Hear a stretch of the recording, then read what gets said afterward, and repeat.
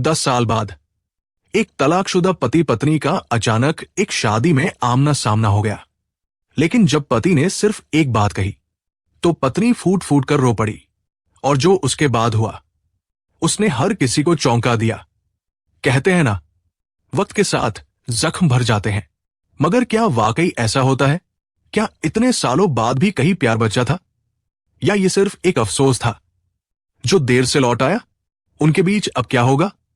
क्या बिछड़े हुए रास्ते फिर जुड़ जाएंगे, या वो एक पल बस फिर से सब तोड़कर चला जाएगा?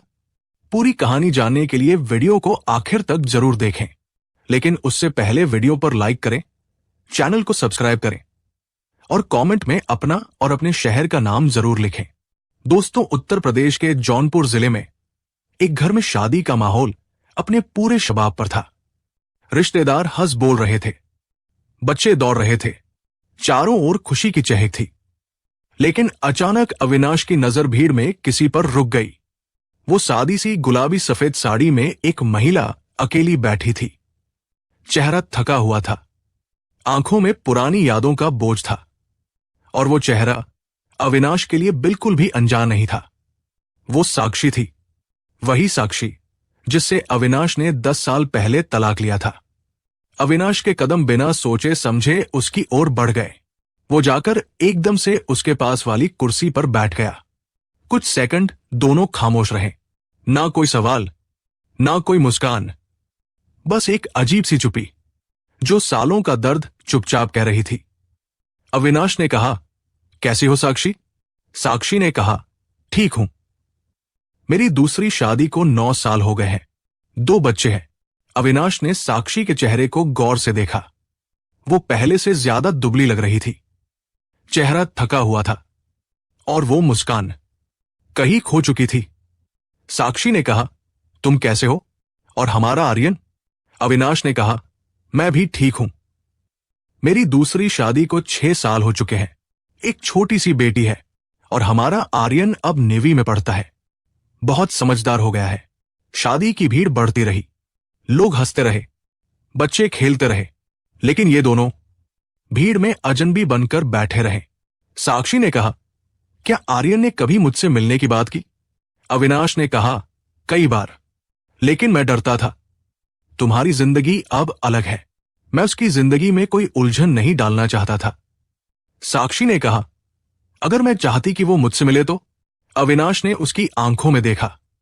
सालों की कसक उस नजर में साफ दिख रही थी।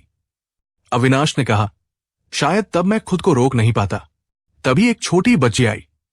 बच्ची ने कहा, मम्मा चलो ना गोलगप्पे खाने। साक्षी ने हल्के से मुस्कुराने की कोशिश की, लेकिन अविनाश ने साफ देखा वो मुस्कान सिर्फ दिखाने के लिए थी, वो मजबूरी की थी। अविनाश ने कहा, आर्यन अब थोड़ा गुमसुम रहने लगा है, शायद मम्मी की कमी महसूस करता है। साक्षी ने धीरे से पूछा, क्या कभी उसने मुझसे मिलने की जिद की? अविनाश ने कहा, कई बार, लेकिन मैंने खुद को भी रोक लिया। शादी का खाना शुरू हो चुका था, मिठाइयों की खुशबू थी, लोग हंस रहे थे, लेकिन वो दोनों अब भी उसी बेंच पर बैठे थे, वही के वही, बिना हिले। अविनाश ने कहा, शायद आज तुम्हें देखकर मन थोड़ा हल्का हुआ, लगता है जैसे कोई अधूरी बात आज पूरी हो गई। साक्षी ने कहा, कुछ बातें अधूरी नहीं होती अविनाश, बस वक्त उन्हें रोक देता है। दोनों उठे, एक दूसरे की ओर देखा। अब कोई गुस्सा नहीं था, कोई शिकवा नहीं था, बस एक नर्म सा अपनापन था। और दोनों अलग अलग रास्तों पर चल पड़े। लेकिन यह बिछड़ना अब वैसा नहीं था। इस बार उनके बीच एक समझ थी, एक सच्चाई थी, और शायद एक नया सवाल भी। अविनाश घर लौट आया। घर का माहौल बिल्कुल वैसा ही था जैसा हर दिन होता था। बेटी माही अपने कमरे में पढ़ाई कर रही थी, पत्नी रिया रसोई में डिनर की तैयारी कर रही थी। लेकिन अविनाश का मन अब भी वही रुका था, उस बेंच पर जहां थोड़ी देर पहले साक्षी उसके पास बैठी थी। अविनाश चुपचाप अपने कमरे में चला गया।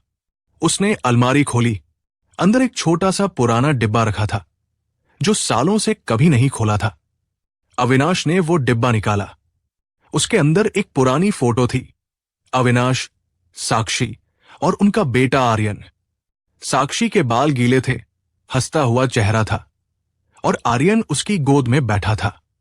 तस्वीर के किनारे थोड़े से फटे हुए थे, लेकिन उस तस्वीर में जो सुकून था वो अब कहीं नहीं था। अविनाश ने खुद से कहा, तूने मुझे छोड़ा क्यों साक्षी? ये सवाल उसने साक्षी से नहीं, खुद से पूछा था। उधर साक्षी भी अपने घर में खिड़की के पास बैठी थी। उसके दोनों बच्चे सो चुके थे। उसका पति रोज की तरह देर से आता था, कभी थका हुआ, कभी चिड़चिड़ा, कभी नशे में। साक्षी अब सब सहती थी, शायद इसलिए क्योंकि अब उसके पास और कोई रास्ता नहीं था। उस रात जब उसका पति कमरे में आया तो गुस्से में बोला, तू हर समय चुप क्यों रहती है, और ये आंसू क्यों? साक्षी ने पहली बार उसकी आंखों में देखकर कहा, क्योंकि तुम्हारे पास मेरे साथ जुड़ी कोई याद नहीं है। तुम्हारे लिए मैं सिर्फ एक जिम्मेदारी हूं, रिश्ता नहीं। उसका पति कुछ बोले बिना कमरे से बाहर चला गया। साक्षी चुपचाप बैठी रही। उस रात पहली बार उसने अविनाश का नंबर फिर से देखा। नंबर उसके फोन में आज भी वैसे ही सेव था, मेरा के नाम से।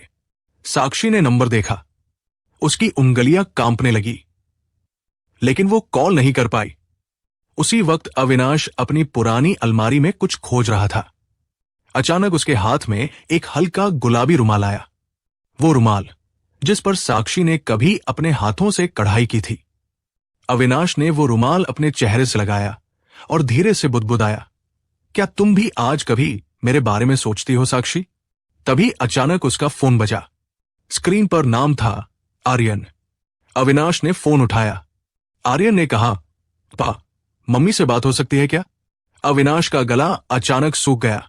उसने धीमे से पूछा, क्यों बेटा? आर्यन ने कहा, आज स्कूल में पेरेंट्स डे था, सबके मम्मी पापा साथ थे। मुझे अकेला अच्छा नहीं लगा पापा, क्या मम्मी से कभी बात हो सकती है? अविनाश कुछ पल के लिए चुप रह गया।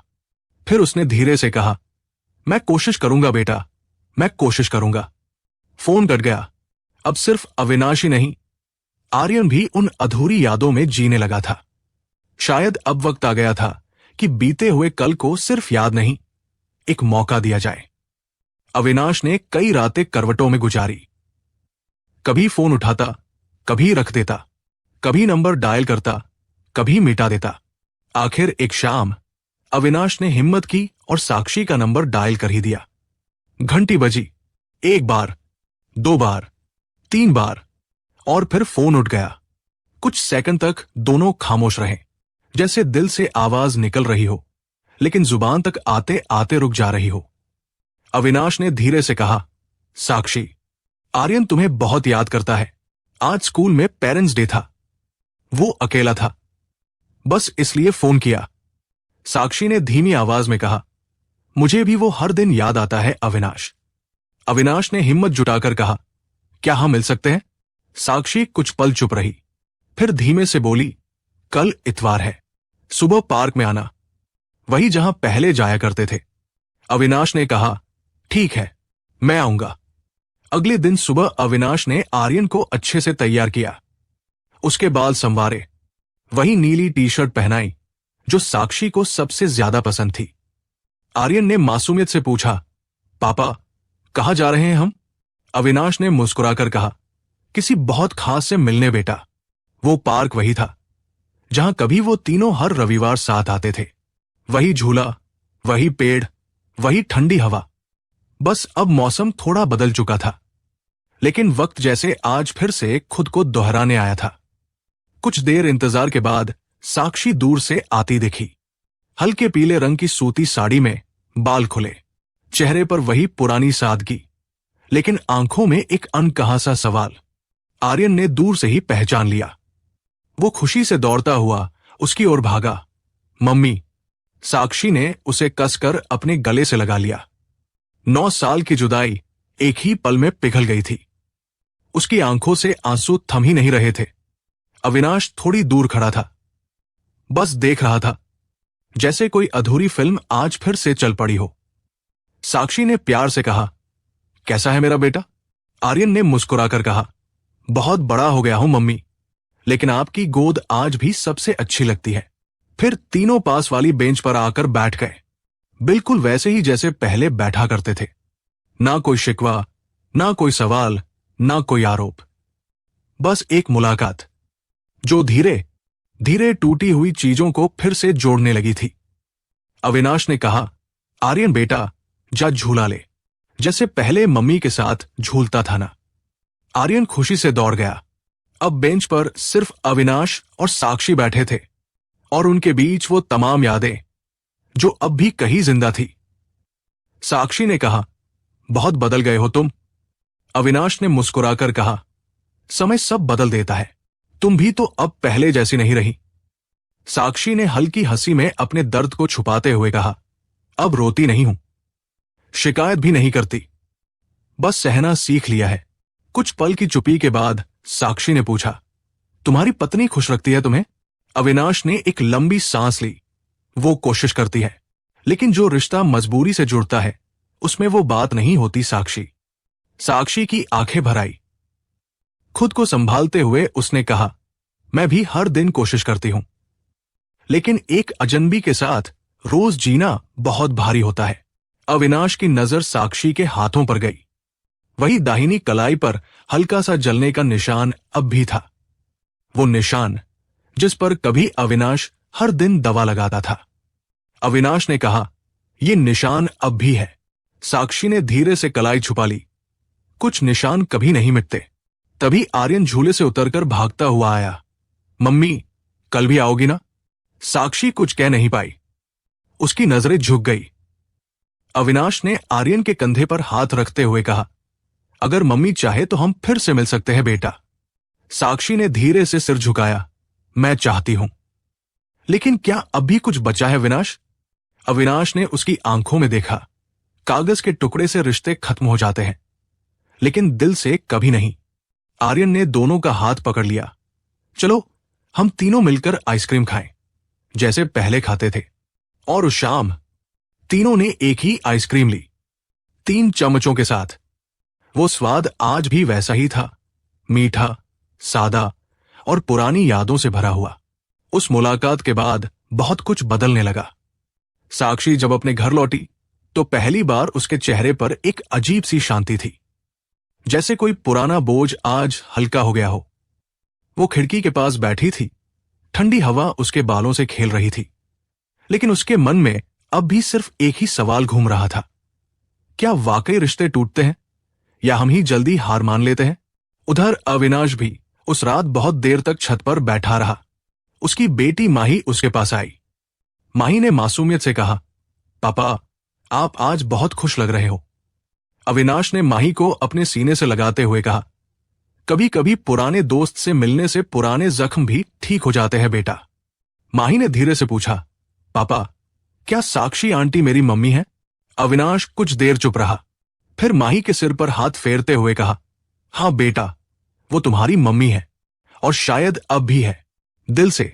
अगले कुछ हफ्तों में आर्यन और साक्षी रोज मिलने लगे, कभी पार्क में, कभी बुक फेयर में, कभी बस यूं ही टहलते हुए।